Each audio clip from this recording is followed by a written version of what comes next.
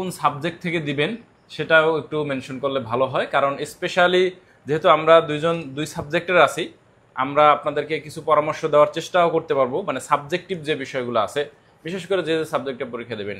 এমনি প্রিলিমিনারি 100 সেটা নিয়ে তো আলোচনা স্যার বিস্তারিত করবেনই, সাথে সাথে আপনাদের যে সাবজেক্ট সেগুলো একটু মেনশন করে দিতে পারেন যে কে কোন সাবজেক্ট থেকে আপনারা দেখতেছেন, ঠিক আছে, লাইভটা। আর একটু শেয়ার করে দিতে পারেন যারা বিসিএস দিতে চাচ্ছে বা দিবে, তাদের সাথে একটু শেয়ার করতে পারেন, তারাও দেখুক, তারাও জানুক।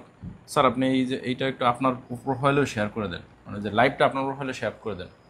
আচ্ছা ঠিক আছে, আপনাদের তো অনেক মানুষ এঙ্গেজড হয়। এবং আপনাদের যে প্রশ্নগুলো আছে বিসিএস নিয়ে বা 49তম বিসিএস নিয়ে যে প্রশ্নগুলো আছে, সেই প্রশ্নগুলো আপনারা কমেন্টে জানাতে পারেন। আমরা ইনশাল্লাহ সেই কমেন্টের উত্তরগুলো দিব, বিশেষ করে স্যার সেই উত্তরগুলো দিবেন। তার আগে একটু স্যারের পরিচয়টা আমি দিচ্ছি, অনেকেই হয়তো বা চিনেন, তারপরে দিচ্ছি যে স্যার হচ্ছে মেহেদী হাসান রাজু। উনি 43তম বিসিএস ক্যাডার হিসেবে জয়েন করছেন। তাছাড়াও উনি হচ্ছে 4টা বিসিএস এর প্রিলিমিনারি কোয়ালিফাইড অলরেডি। তো সুতরাং আপনাদের 49তম বিসিএস এর যে প্রিলিমিনারি যে পরামর্শ দিবেন, সেটা আপনি ধরে রাখেন 100% আপনি পাশ করার মতো আপনার হচ্ছে পরামর্শ পাবেন, এতটুকু গ্যারান্টি রাখেন, যেহেতু উনি এখন পর্যন্ত কোনো বিসিএস এর প্রিলিমিনারি ফেল করেন নাই। এছাড়াও উনি প্রাইমারি বলেন আরও অনেক বিসিএস কোয়ালিফাইড করা এবং অনেক বিসিএস এর রিটেন কোয়ালিফাইড করা। সুতরাং আপনি আজকে যে পরামর্শটা পেতে যাচ্ছেন সেটা নিঃসন্দেহে হচ্ছে একটা স্ট্যান্ডার্ড এবং হচ্ছে প্রফেশনাল, যেটাকে বলে প্রফেশনাল পরামর্শ। তো সেই বিষয়ে হচ্ছে স্যার কথা বলবে, তার আগে আমরা একটু চেক করে নিচ্ছি যে কত মানুষ আসলে লাইভে জয়েন করে, এবং আপনাদের যে কমেন্টগুলো সেই কমেন্টগুলো একটু এখানে করে রাখতে পারেন।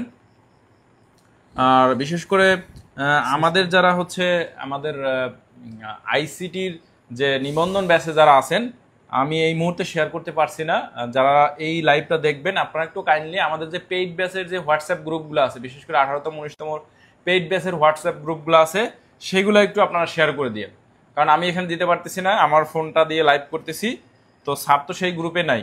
তো সুতরাং আপনারা একটু আমাদের পেইড ব্যাচের গ্রুপগুলো একটু শেয়ার করে দিন। জানি এখানে অনেকেই আছেন আমাদের পেইড ব্যাচের গ্রুপগুলোতে আছেন, যারা যাতে সবাই গ্রুপটা দেখতে পারে এবং যার যার প্রশ্ন সেটা করতে পারে, ঠিক আছে নিচে। তো স্যার আমরা একটু যদি শুরু করি, যে হচ্ছে আমরা তো এখানে জানি যে যে 49তম বিসিএস আসলে যেটা বিশেষ বিসিএস, এই বিশেষ বিসিএস তো নর্মালি ডাক্তারদের হয়। জি সাধারণত আসলে এরকম ভাবে শিক্ষা ক্যাডার নিয়ে লাস্ট কবে হয়েছিল বা আপনার আইডিয়া কি? সেটা হচ্ছে গিয়ে লাস্ট প্রায় 15-16-17 বছর আগে হয়েছিল। সাধারণত শিক্ষকদের বিশেষ বিশেষ হয় না, কারণ কি শিক্ষকদের হচ্ছে বিভিন্ন বিষয়ের উপরে তো শিক্ষক ক্যাডার হয়। তো সেক্ষেত্রে টেকনিক্যাল আছে, কিছু কিছু আছে জেনারেল এডুকেশন ক্যাডার। এর আগে অনেক আগেই সাধারণত বিসিএস হয়েছিল, কিন্তু এরপরে এই 49তম বিসিএস একবার শোনা গিয়েছিল যে বিশেষ বিসিএস হবে।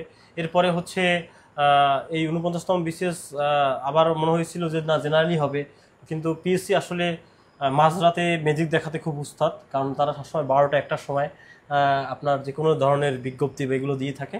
তো আসলে তাদের মনে হয়েছে যে না, শিক্ষকদের জন্য একটা স্পেশাল বিসিএস আসলে অনেকের কাছে এটা একটা বড় একটা সুযোগ। আবার হচ্ছে যারা যারা বিশেষ করে অনেক আগে থেকেই বিসিএস নিয়ে ভেবেছেন বা বিসিএস নিয়ে প্রিপারেশন নিয়েছেন, তাদের জন্য একটা সুযোগ। একই সাথে যারা সাবজেক্টে অনেক ভালো আছেন, বিশেষ করে ডিপার্টমেন্টে এর পরীক্ষাতে যারা ভালো করেছেন বা এক্ষেত্রে বেশ ভালো দক্ষতাও রয়েছে, কিংবা বিশেষ করে যারা নিজেদের বিষয়ভিত্তিক যে চাকরির পরীক্ষাগুলো রয়েছে সেসব পরীক্ষাতে যারা পরীক্ষা দিয়েছেন, তাদের জন্য সত্যিকার অর্থে একটা বড় একটা সুযোগ হতে পারে। আমরা আসলে এই প্রত্যয়ে আপনাদের সামনে এসেছি যে অনেকেই আছেন আসলে বিসিএস সম্পর্কে কিছুই জানেন না, কিংবা বিসিএস সম্পর্কে কিছুই জানেন না। আমি হচ্ছে মেহেদী হাসান, আমি 43তম বিসিএস শিক্ষা ক্যাডার। আমি 41তম বিসিএস থেকে শুরু করেছি, 41, 43, 44, 45, 46, 47ও দেবো, এবং মোটামুটি 50, 51, 52 পর্যন্ত পাবো। তো আমি মূলত সবগুলো বিসিএসেই কোয়ালিফাই করেছি, রিটেনও দিয়েছি এবং ভাইভা পর্যন্ত গিয়েছি। ভাইভা 200 মার্কের একটা বড় একটা যুব খেলার মতো, সেক্ষেত্রে কেউ 100 পায়, কেউ 160+ পায়, সেক্ষেত্রে ক্যাডার নিয়ন্ত্রণ হয়ে যায়। কিন্তু বিসিএসে যেহেতু ভাইভার মার্কস কম, রিটেনও মার্কস হচ্ছে কম, সেক্ষেত্রে হচ্ছে গিয়ে আপনারা একটা বড় যাদের রিটেনে ভালো হবে, বিশেষ করে এখানে প্রতিটি এমসিকিউ হচ্ছে গিয়ে আপনাকে হাজার হাজার ক্যান্ডিডেট থেকে এগিয়ে রাখবে। আর আমরা যারা জেনারেল বিসিএস দিতাম সেখানে সাধারণত এমসিকিউর যে মার্কস সেটা যোগ হতো না, কিন্তু এখন এই যে 200 মার্কসের সবই যোগ হবে, আপনি যে কয় মার্কস পাবেন। একই সাথে হচ্ছে ভাইভাতে 100 মার্কস, তো এই ভাইভাতে যে 100 মার্কস এর ভিতরে 50-এ পাবে পাস, ঠিক আছে। তো এই 200 এবং এই 100 300 মার্কসের উপর নির্ভর করবে আপনি ক্যাডার বিশেষে আপনার যে স্বপ্ন, লালিত স্বপ্ন, সেটাকে বাস্তবায়ন করতে পারবেন কিনা। সেই লক্ষ্যেই আমরা আইসিটি উইজার্ডের পক্ষ থেকে আমরা এসেছি আজকে সিলেবাস বিশ্লেষণ করব। একই সাথে হচ্ছে কি আপনাদের করণীয় কি, আপনারা বিভিন্ন, আমি আসলে আমার যে ব্যাকগ্রাউন্ড, আমি আমার ব্যাকগ্রাউন্ড থেকে বলতে পারবো, কিন্তু অন্য অন্য সাবজেক্ট হিসেবে বলতে পারবো না। তবে কিছু কিছু ট্রিক্স আছে যেগুলো অন্য অন্য বছরে ফলো করেছে, এবারও পিএসসি চাইলে করতে পারে। পিএসসি আসলে আনপ্রেডিক্টেবল, আমি বললেই পিএসসি সেভাবে করবে না, কিন্তু পিএসসি সবসময় কিছু ধারার ভিতর থাকে, সেই ধারা গতানুগতিক কিছু ধারা থাকে, সেই ধারা থেকে বের হতে পারে না। আর একটা কথা মনে রাখবেন, গতানুগতিক ধারা থেকে যদি কেউ বের হয়ে আসে, পিএসসি যদি সেভাবে ধারা থেকে বের হয়ে প্রশ্ন করে, সেটা আপনার জন্য কঠিন হবে না, সমগ্র চাকরি প্রত্যাশী যারা আছে সকলের জন্যই সেটা কঠিন হবে।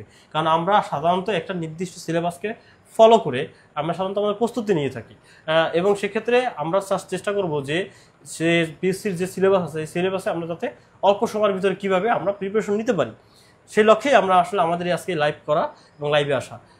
আমাদের আসলে বিশেষ যে বিসিএস রয়েছে, এই বিশেষ বিসিএসে 100 মার্কস হচ্ছে গিয়ে এই যে আপনারা দেখছেন বাংলা, ইংরেজি, বাংলাদেশ বিষয়গুলি, আন্তর্জাতিক বিষয়গুলি, মানসিক দক্ষতা ও গাণিতিক যুক্তি। তো দেখুন এখানে অনেকগুলো বিষয় কিন্তু নেই, যেমন ভূগোল নেই, নৈতিকতা, মূল্যবোধ নেই, তারপর হচ্ছে গিয়ে আপনার বিজ্ঞান নেই, তথ্য প্রযুক্তি নেই, ঠিক আছে। আর মার্কস অনেক থেকে কমানো। আর আমি যতটুকু সিলেবাসটা দেখেছি তাতে মনে হয়েছে এবার সিলেবাস অনেক কমিয়ে দেওয়া হয়েছে। হ্যাঁ, যেমন আমি আপনাদের একটা কথা বলি যে এই যে বাংলাতে 20 মার্কস, জেনারেল বিসিএসও থাকে তো সাধারণত 35 মার্কস, এই যে বাংলায় 20 মার্কস, এই 20 মার্কসের ভিতরে আমি আজকে যতটুকু সিলেবাস দেখিয়েছি যে 15 মার্কস হচ্ছে আপনার গ্রামার থেকে আসবে, ঠিক আছে। তাহলে আপনার অনেকেই হয়তো বা কনফিউজড যে আল্লাহ, আমি তো আসলে অন্য ব্যাকগ্রাউন্ড থেকে আসছি, সিএসসি, কেমিস্ট্রি বা অনেক কঠিন কঠিন সাবজেক্ট থেকেও আপনার পড়াশোনা করেন, কেউ বায়ো কেমিস্ট্রি, অ্যাপ্লাইড কেমিস্ট্রি, যারা আসলে শিক্ষার্থীরা আসতে পারেন, যে আমার তো আসলে সাহিত্য রিলেটেড কিছুই জানা নেই। আসলে সাহিত্যের মার্কস হচ্ছে 5 মার্কস হচ্ছে ইম্পর্টেন্ট, কিন্তু আপনাকে কিন্তু এই 5 মার্কের ক্ষেত্রে কিছু গুরুত্বপূর্ণ বিষয়গুলো দেখতে হবে, যেগুলো আসলে খুবই আপনার জন্য যেমন দেখা উচিত, প্রত্যেকটা চাকরি প্রত্যাশীদের জন্য দেখা উচিত। দেখুন পিএসসি এই বিশেষ ক্ষেত্রে আমি দেখেছি যে সাধারণত জেনারেলের যে ইগুলো হয় সেগুলো কিন্তু তুলনামূলকভাবে একটু সহজ করে, ঠিক আছে। মানে অন্য যে জেনারেল যে বিসিএস তার থেকে এই যে বিসিএস বা স্পেশাল বিসিএসের যে সাধারণ যে 100 মার্কস থাকে সব প্রার্থীর জন্য, এটা কিন্তু বেশ মোটামুটি কঠিন এবং সহজ, এগুলো মিলিয়ে দেয়। বা সবথেকে বড় বিষয় হচ্ছে এখানে প্রচুর পরিমাণে প্রশ্ন রিপিট হয়, মানে পরবর্তীতে রিপিট প্রশ্ন খুবই আছে। হ্যাঁ, প্রচুর পরিমাণে প্রশ্ন আপনি রিপিট পাবেন, আপনি নিশ্চিত থাকুন যে আপনি এই 100-এর ভিতরে মিনিমাম 40টা রিপিট পাবেন, এবং সে 40 আউট অফ 100, ঠিক আছে। এই রিপিট হচ্ছে গিয়ে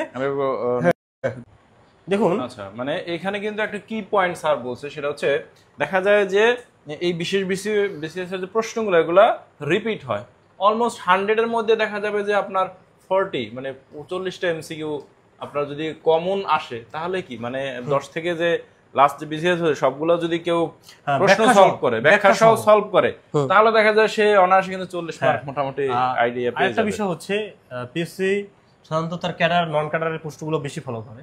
তো বিভিন্ন, আপনারা জানেন যে নন ক্যাডারের আলাদা আলাদা যে সার্কুলার আছে সেই প্রশ্নগুলো কিন্তু ব্যাখ্যা সহকারে করতে হবে। বিশেষ করে আপনি 10তম বিসিএস থেকে শুরু করে আপনি এই যে 48তম বিসিএস পর্যন্ত হয়েছে, 47 কিন্তু মাঝখানে হয়নি, হ্যাঁ, কারণ 47-এর পরীক্ষা হচ্ছে গিয়ে সামনে, তো বিসিএসগুলোকে দ্রুত করছে।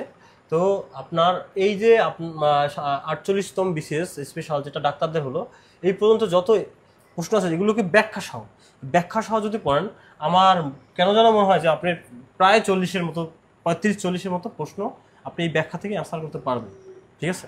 আর আমি একটু সিলেবাস ধরে ধরে ব্যাখ্যা করতে চাই, ঠিক আছে।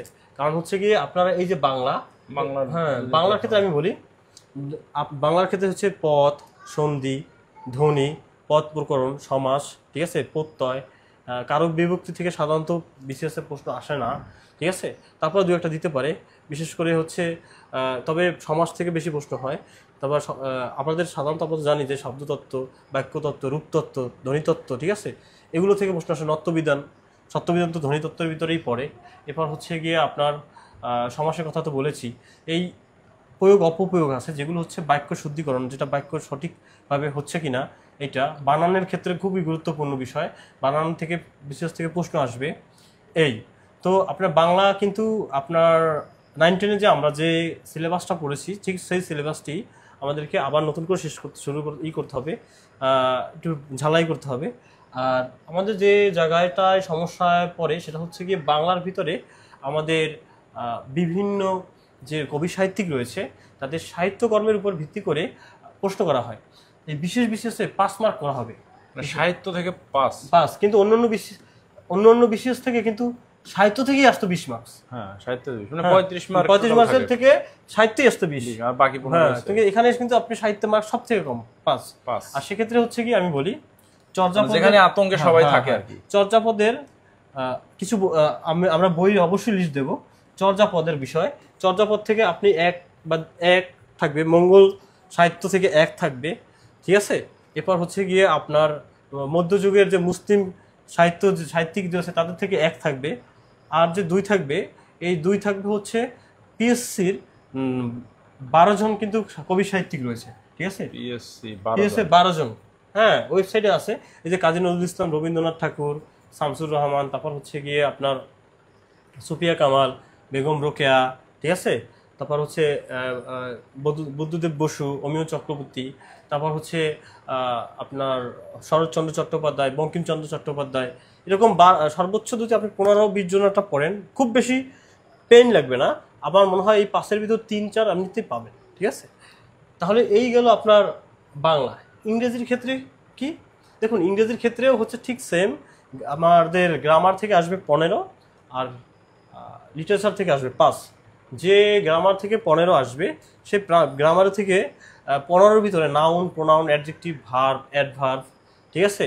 এই যে interchange of parts of speech, এখান থেকে 2-3 থাকবে। নাম্বার, জেন্ডার থেকে 1 থাকবে। তা মোটামুটি আপনি পার্টস অফ স্পিচ থেকে 3-4 কনফার্ম পাবেন, ঠিক আছে। সেক্ষেত্রে আপনার প্রিপারেশনের উপর নির্ভর করে। এরপর দেখুন জিরান পার্টিসিপল থেকে কনফার্ম প্রশ্ন থাকবে, সাবজেক্ট ভার্ব এগ্রিমেন্ট থেকে থাকবে, ঠিক আছে, অ্যাপ্রোপ্রিয়েট প্রিপোজিশন থেকে থাকবে। এরপরে হচ্ছে আপনার ফ্রেজ অ্যান্ড ইডিয়ামস থেকে থাকবে, ক্লজ থেকে থাকে। তো আপনি দেখুন আমি যে 7-8টা টপিকের নাম বলছি, এখান থেকে আপনি শিওর নিশ্চিত থাকেন যে 7 মার্কস আসবে। কিন্তু এই 8টা টপিক কিন্তু আপনি 8 দিনে শেষ করার মতো না। আপনি হয়তোবা কি করবেন, প্রতিদিন একটা করে টপিক দেখবেন, দেখলে হয়তোবা 20-25 দিনের ভিতরে কিন্তু আপনি 8-10টা টপিক কিন্তু আপনি কমপ্লিট করতে পারবেন। আর বিশেষ এখানে কিন্তু প্রত্যেকটি নম্বরই গুরুত্বপূর্ণ, কারণ প্রত্যেকটি নম্বরই আপনার যুক্ত হবে। অন্য বিশেষে প্রিলিমিনারি নম্বর কখনোই যুক্ত হয় না, আপনি প্রিলি পাস করলেই হলো। কিন্তু বিশেষে আপনার প্রত্যেকটি মার্ক গুরুত্বপূর্ণ। তো সেক্ষেত্রে হচ্ছে গিয়ে হাতে গোনা 12 থেকে 13টা ইংরেজির আছে, টপিক আছে, ঠিক আছে, যেগুলো আমি বলছি যে ওগুলো একটু দেখতে হবে। যে ফ্রেজ ইডিয়মস দেখতে হবে, তারপর হচ্ছে কন্ডিশনাল দেখতে হবে, তারপর সাবজেক্ট ভার্ব এগ্রিমেন্ট দেখতে হবে, পার্টস অফ স্পিচ দেখতে হবে, রাইট ফর্ম অফ ভার্ব দেখতে হবে। এরপর হচ্ছে গিয়ে ওই যে এর ভিতর তো আছে জিরান পার্টিসিপল আছে, ট্রানজিটিভ, ঠিক আছে, ইনট্রানজিটিভ ভার্ব আছে, কগনেট ভার্ব আছে, এরকম অনেক ভার্ব রয়েছে যে এই ভার্বগুলো আমাদেরকে দেখতে হবে এবং কিছু নিয়ম আছে ওগুলো দেখতে হবে। এবং সাধারণত পিএসসি যে বিষয়টি same word use as a different parts of speech, এখান থেকে কিন্তু 2টা একটা প্রশ্ন হয়ে থাকে, এগুলো দেখতে হবে। এগুলো দেখলেই আমার মনে হয় যে আপনি ভালো কিছু করতে পারবেন। আর ইংরেজির যে বিশেষ করে বিশেষ যারা দিবেন তাদেরকে আমি বলবো যে একটা বইয়ের নাম না বললেই নয়, শরীফ স্যারের বই, বিশেষ কনফিডেন্সের, এই হ্যান্ডবুক ফর ইংলিশ লিটারেচার, ঠিক আছে, হ্যান্ডবুক ফর শরীফ স্যারের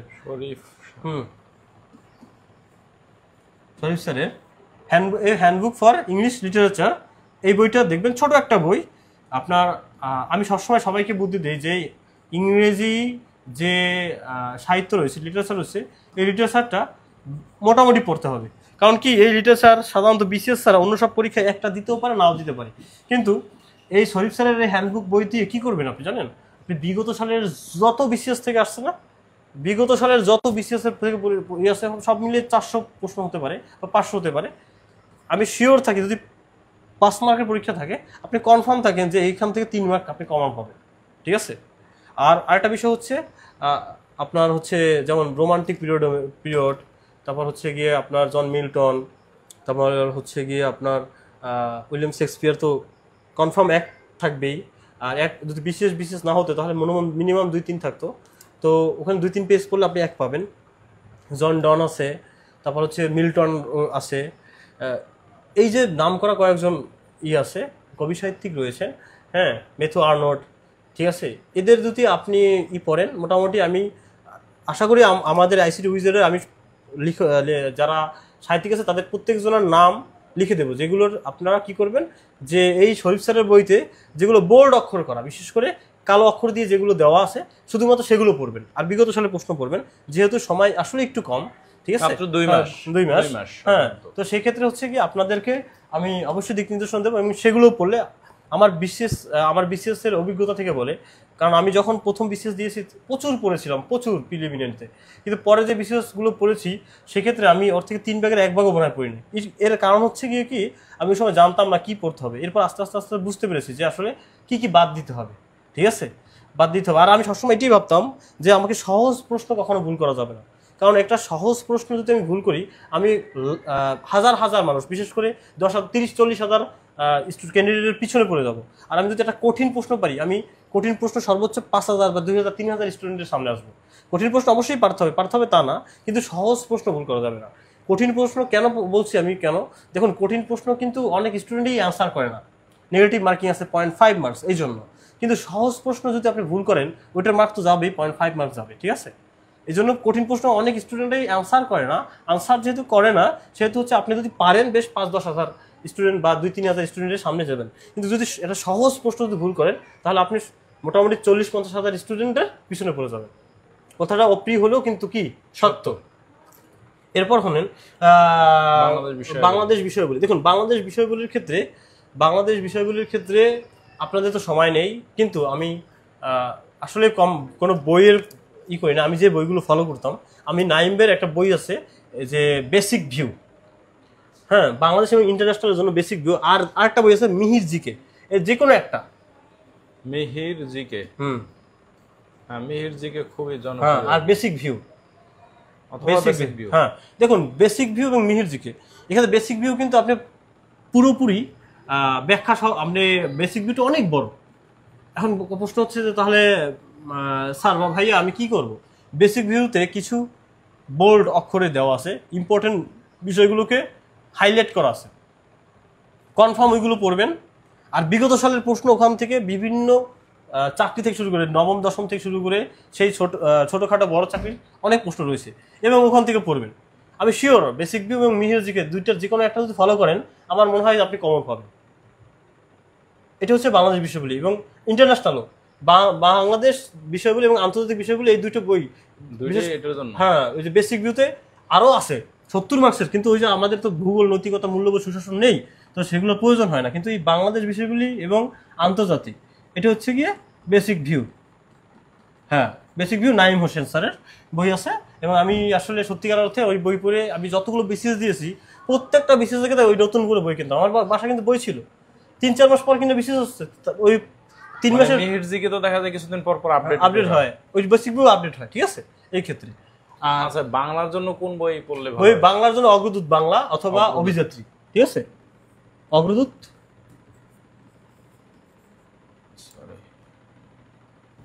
অগ্রদূত, হ্যাঁ, বাংলার জন্য। ইংরেজির জন্য মাস্টার, হ্যাঁ 100%। আর মিহিরজিকে অথবা বেসিক ভিউ অথবা বেসিক ভিউ, দুইটার জন্য অথবা বেসিক ভিউ। আর দেখুন, মানসিক দক্ষতা এবং গাণিতিক যুক্তির ক্ষেত্রে খায়রুল আছে, খায়রুলের ম্যাথ আছে, এটা দেখতে পারেন। আর খায়রুলস ম্যাথ এটা দেখতে পারেন। আর একটা বিষয় আছে, আসলে এই গাণিতিক যুক্তি এবং মানসিক দক্ষতা এগুলো হচ্ছে রিটেন বেস প্রশ্ন করে, অনেকটা রিটেন বেস প্রশ্ন করে। সেক্ষেত্রে যদি আপনি গাণিতিক যুক্তি কি এটাই নাকি? হ্যাঁ, এটা গাণিতিক যুক্তি। এই মানসিক দক্ষতা, গাণিতিক যুক্তি দুইটাই খায়রুলের বই আছে, আলাদা, বুঝতে পারছেন? হ্যাঁ, দুইটাই আলাদা বই। আর আরেকটা বিষয়, যদি আপনি মনে করেন যে গাণিতিক যুক্তি ভালো বা আরো ভালো কিছু করতে চান, তাহলে এই খায়রুল ম্যাথ তো আছেই, এছাড়া হচ্ছে গিয়ে কি আপনি কিন্তু চাইলে ম্যাথ ককটেল নামে একটা বই আছে আশরাফুল স্যারের, ম্যাথ ককটেল, এবং এটা হচ্ছে বিসিএস এর পিলি রিটেনের জন্য যথেষ্ট, ঠিক আছে। আর বিসিএস এর পিলি এবং রিটেনের জন্য আলাদা কোনো ম্যাথ নেই, মানে রিটেনও যে ধরনের ম্যাথ দেয় প্রিলিতে সেম ধরনের ম্যাথ দেয়, ঠিক আছে। সেখানে আপনি আশরাফুলের math cocktail COCKTAIL math cocktail, হ্যাঁ ম্যাথ ককটেল, এই হচ্ছে গিয়ে আমাদের 100 মার্কস, ঠিক আছে। এই 100 মার্কসের ক্ষেত্রে আপনি এই বইগুলো দেখতে পারেন। এবং আমি সবসময় একটা কথাই বলি, দেখুন আপনি যদি মানসিক দক্ষতার ক্ষেত্রে সহজ একটা কথা বলি, প্রিলিমিনারি এবং লিখিতর বিগত সালের প্রশ্ন পড়বেন, 10 মার্কে 6-7 কমন পাবেন, নিশ্চিত থাকুন। মানসিক দক্ষতা হচ্ছে প্রিলিমিনারি এবং হচ্ছে বিগত সালের যে রিটেন, এগুলোর যত বিগত সালের প্রশ্ন আছে 6-7 আপনি কনফার্ম কমন পাবেন, একই রকমের, মানে হুবহু না দিলে একই প্যাটার্ন, কারণ এই প্যাটার্ন তো কিছু না, গাণিতিক যুক্ত ঠিক সেম, বিগত সালগুলো দেখবেন, একই সাথে হচ্ছে নতুন নতুন কিছু পিএসসি যুক্ত করবে। এইবার আসি আসলে মেন জায়গাতে, সেটা হচ্ছে গিয়ে সংশ্লিষ্ট ক্যাডার ও প্রযোজ্য ক্ষেত্রে পদের সঙ্গে প্রাসঙ্গিক বিষয়। দেখুন,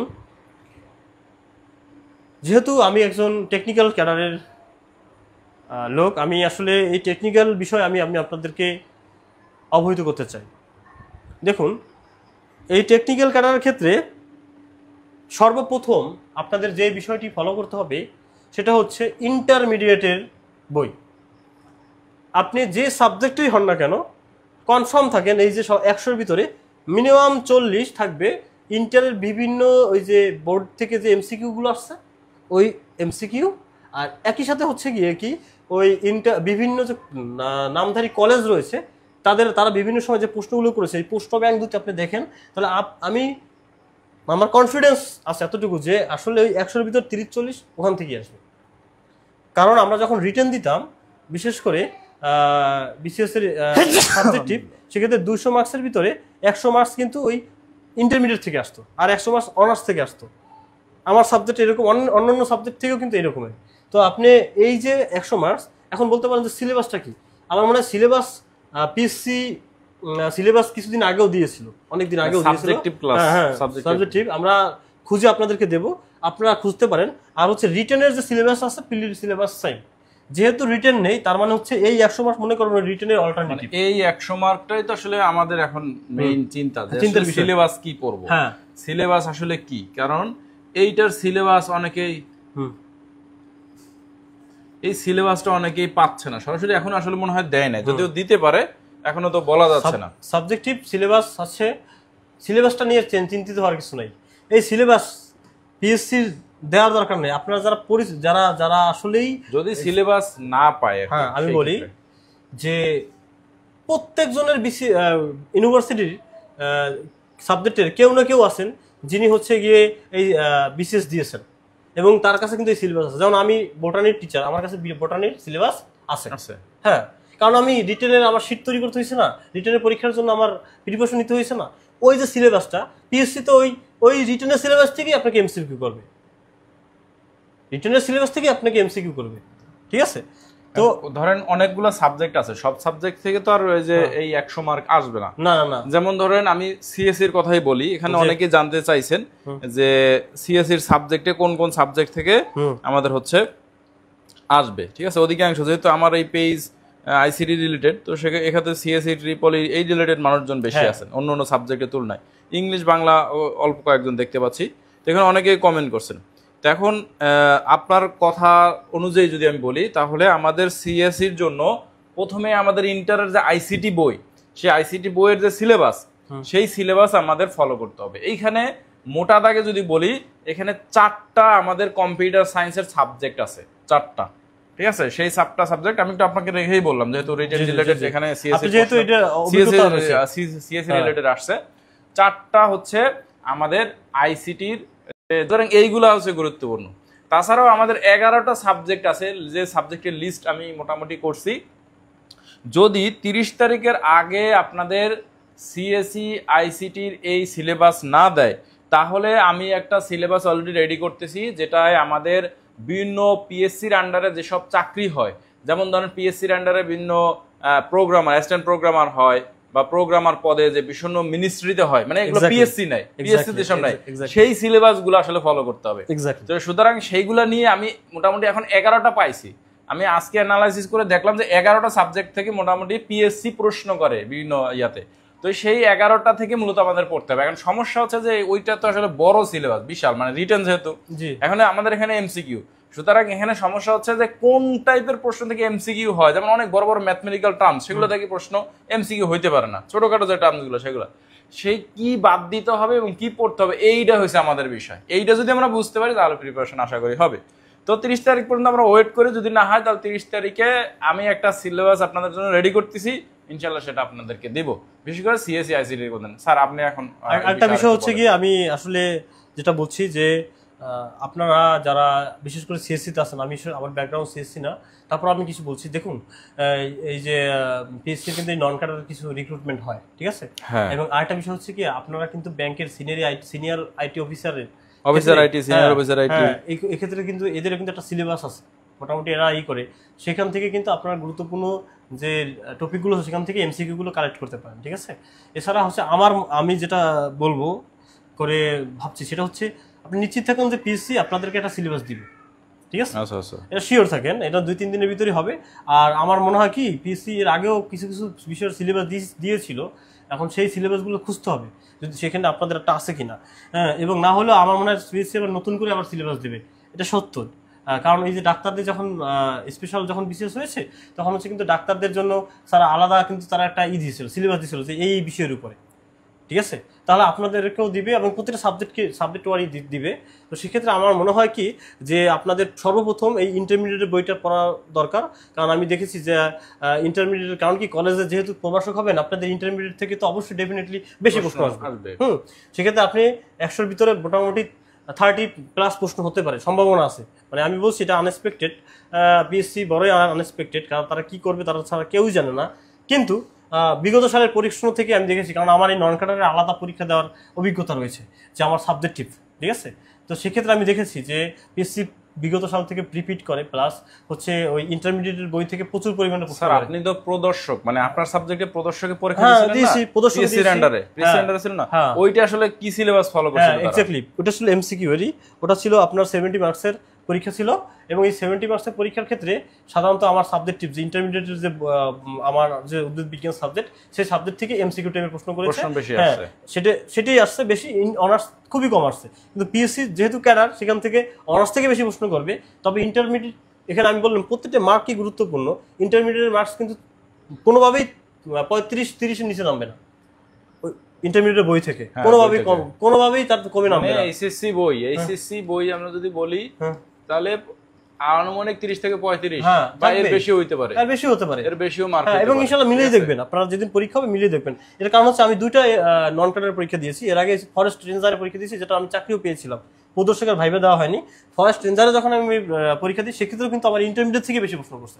পিএসসি মূলত হচ্ছে গিয়ে যেহেতু ইন্টারমিডিয়েট থেকে আপনাকে প্রশ্ন করবে, আর যেহেতু টেকনিক্যাল সাবজেক্ট, আপনাকে অবশ্যই সিনিয়র যে আইটি অফিসারের যে বিভিন্ন ব্যাংকের যে প্রশ্নগুলো আছে, 2টি এমসিকিউ দেখতে পারেন। এই যে স্পেশাল যেগুলো তাদের তো এমসিকিউ হয়েছে। তাহলে আমরা যদি সাবজেক্টিভ একটু লিখে দেই, সাবজেক্টিভ প্রথমে হচ্ছে আপনার এইচএসসি আইসিটি বুক, এইটা থেকে মার্ক আমরা 30 থেকে 35, 35 মার্ক কমন থাকবে, ঠিক আছে। সাবজেক্টিভ 100 মার্ক, সাবজেক্টিভ যে 100 মার্ক আছে, সেই 100 মার্কের মধ্যে এইচএসসি আইসিটি বই থেকে আমরা বলতে পারি 30 থেকে 35 মার্ক সাধারণত। এরপরে হচ্ছে সে যে বিএসসি লেভেলে যে পড়ছে, বিএসসি লেভেলে যেসব সাবজেক্ট পড়ছে, মানে যেগুলো কম কোর সাবজেক্ট, মানে যে সাবজেক্টগুলো আসলে পড়ানো হয় সাধারণত কমন, সেই সব সাবজেক্ট থেকে মূলত বাকি যে আমরা যদি বলি তাহলে এই যে 70 থেকে 65, মানে 65 থেকে হচ্ছে 70 মার্ক, এইটা হচ্ছে বিএসসি লেভেলের বই থেকে আসতে পারে। আরেকটা বিষয়, আপনাদের মূল্যবান একটা তথ্য দিই। দেখুন, এই আইসিটি তো মোটামুটি ফিজিক্স স্টুডেন্টরাও তো মনে হয় পরীক্ষা দিতে পারবে, ত্রিপলির স্টুডেন্টরা দিতে পারবে, সবাই পারে। আপনাদের সবথেকে বড় বিষয় হচ্ছে কি পিএসসি কিন্তু দেখবে যে আসলে এই ফিজিক্স বা ত্রিপলি বা অন্যান্য সাবজেক্টে তাদেরকে আসলে এই আইসিটির কোন কোর্সগুলোকে সাধারণত বেশি করানো হয়, কোন কোর্সগুলো হ্যাঁ, মানে করে, যেটা কমন আছে, যেটা কমন এক্সট্রা ডিপার্টমেন্টাল কোর্স বলি বা আমরা নন মেজর বলি, যেটাই বলি, সেই নন মেজর আসলে মূলত কি, আপনারা ওই সাবজেক্টের উপর বেশি গুরুত্ব দিবেন, ওই সাবজেক্টের উপর বেশি গুরুত্ব দিবেন যেগুলো নন মেজর, ঠিক আছে? ওখান থেকে বেশি প্রশ্ন করবে, কারণ তারা একটা সমন্বয় করবে, এটা নিশ্চিত থাকুন, ঠিক আছে? প্রত্যেক আগের বার এরকমই সমন্বয় করা হয়েছিল। বর্তমানে পিএসসি অনেক কিছু আনএক্সপেক্টেড, ওরা কি করে আসলে অনেক কিছুতেই ওরা প্রশ্নবিদ্ধ, হয়তোবা দ্রুত করতে যাওয়ার জন্য হয়তো প্রশ্নবিদ্ধ, কিন্তু এই বিষয়গুলো কি আপনাদের দিকে দেখতে হবে, ঠিক আছে? আর কোনোভাবেই আমি আবার বলছি, ব্যাংকের যে আইটি অফিসারের যে এমসিকিউ গুলো রয়েছে, ওইটা কিন্তু খুবই গুরুত্বপূর্ণ। হ্যাঁ, ওইটা বিডম ব্যাংক পিএসসি। এখন পিএসসির আন্ডারে যত non cadre under non cadre যে প্রশ্ন, নন ক্যাডার এইগুলো হচ্ছে, আর আইটি ব্যাংক, তারপর ব্যাংক, এগুলো হচ্ছে আইসিটি বা আইটির জন্য আর কি, আইটি বা আইসিটি, এইগুলো এই রিলেটেড যে প্রশ্নগুলো হয়, হ্যাঁ, এগুলো এমসিকিউ আপনারা দেখবেন অবশ্যই। আর পিসি আশা করি অল্প সময়ের ভিতরেই তার কোনো সিলেবাসও প্রকাশ করবে, তাহলে আপনাদের সব কনফিউশন দূর হবে। তবে আমরা যেটা বলেছি এটা কিন্তু না দেখলেই নয়, এটা না দেখলেই নয়, এই অবস্থা। আর কিছু বলবেন? না, এইটাই হচ্ছে মূলত আমাদের বিষয়। আজকে আসলে একটু বেসিক আইডিয়া দেওয়ার চেষ্টা করছিলাম, যেহেতু আসলে এটা খুবই কম সময়, মানে আগস্ট সেপ্টেম্বর, দেখা যায় সেপ্টেম্বরের শেষে মানে অক্টোবরের প্রথম সপ্তাহে অক্টোবরেই হচ্ছে মূলত আপনাদের ইয়া হবে আশা করা যায়। সেপ্টেম্বরের 22 তারিখ হচ্ছে কি, আবার সেপ্টেম্বর পারবে না, কারণ সেপ্টেম্বর 22 তারিখ হচ্ছে 47 পিলি। আচ্ছা, তাহলে সেপ্টেম্বর পারবে না, অক্টোবরের প্রথম সপ্তাহে। হ্যাঁ, অক্টোবরের প্রথম সপ্তাহে, অক্টোবরের প্রথম সপ্তাহে মূলত হচ্ছে, এটা কনফার্ম ডেফিনিট, কারণ প্রথম শুক্রবারই হওয়ার সম্ভাবনা বেশি।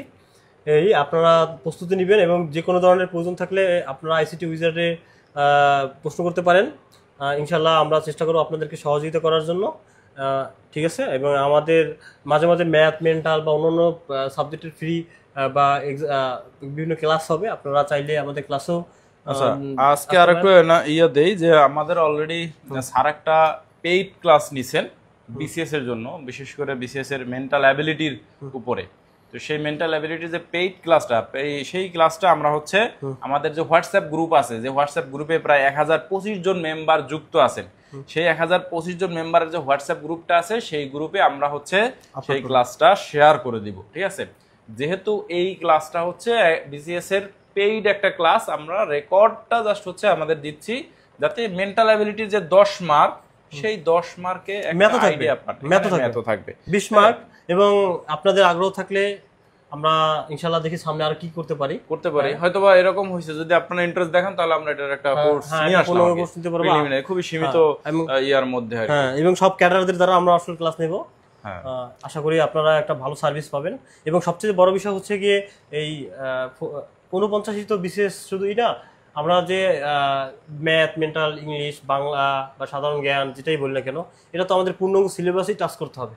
তার মানে হচ্ছে এটা পরবর্তী যত বিসিএস বা আপনি অন্য যে কোনো ধরনের চাকরির পরীক্ষা দিতে অংশগ্রহণ করতে চান, আমরা যদি বলি যে স্যার একটু বলি, সেটা হচ্ছে আমাদের যদি একটু মুছে দেই, যেমন ধরেন যে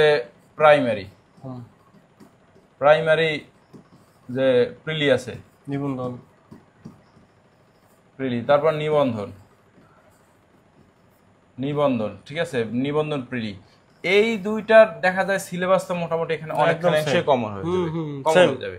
তো আর একটা জিনিস যে হচ্ছে, যদি আমরা কোনো কিছু শুরু করি, এই যে হচ্ছে এই 49 বিসিএস এর জন্য, এটার জন্য আমরা যদি শুরু করি, তাহলে এই কোর্সে আমরা যারা হচ্ছে ইনক্লুড হবে, যেহেতু এটা শর্ট টার্মের জন্য, তাদের যাতে এই প্রাইমারি সিলেবাস, নিবন্ধনের সিলেবাস যাতে মানে কমপ্লিট করে দেওয়া যায়, তাহলে সুবিধা হবে কি, ধরেন এটা তো একটা গেম, 49 হবে একটা গেমের মতো, যার বিগত আগে এক্সপেরিয়েন্স নেওয়া ভালো আছে তারাই হয়তো এটা কোয়ালিফাই করবে, কারণ প্রত্যেকটা সাবজেক্টে মাত্র অল্প কিছু পোস্ট ফাঁকা, 20-25টা করে দেখলাম, বেশি ম্যাম যায় 20-25, এর উপরে নাই, শুধু বাংলায় এই হচ্ছে বাংলায় শুধু বেশি, আর সবগুলো 20-25। তো সুতরাং সবাই হবে না, কিন্তু এই প্রিলিমিনারির যে যদি আমরা কোনো কিছু প্রিলিমিনারি কোর্স করি, যাতে এই নিবন্ধন এবং প্রাইমারি এইটার যদি আমরা কোর্স অ্যানাউন্স করি, অটোমেটিক এদেরকে ওইখানে শিফট হয়ে যাবে, মানে নতুন করে টাকা পে করতে হবে না। এরকম একটা কিছু করা যায় কিনা এটা চিন্তা অবশ্যই। করে কিন্তু এই আমি শিওর যে 49তম বিসিএস এ যদি কেউ এই প্রিপারেশন নেয়, তার প্রাইমারি নিবন্ধন কনফার্ম, আর তার কখনো কোনো প্রিপারেশন নিতে হবে না। আমি শিওর, কনফার্ম।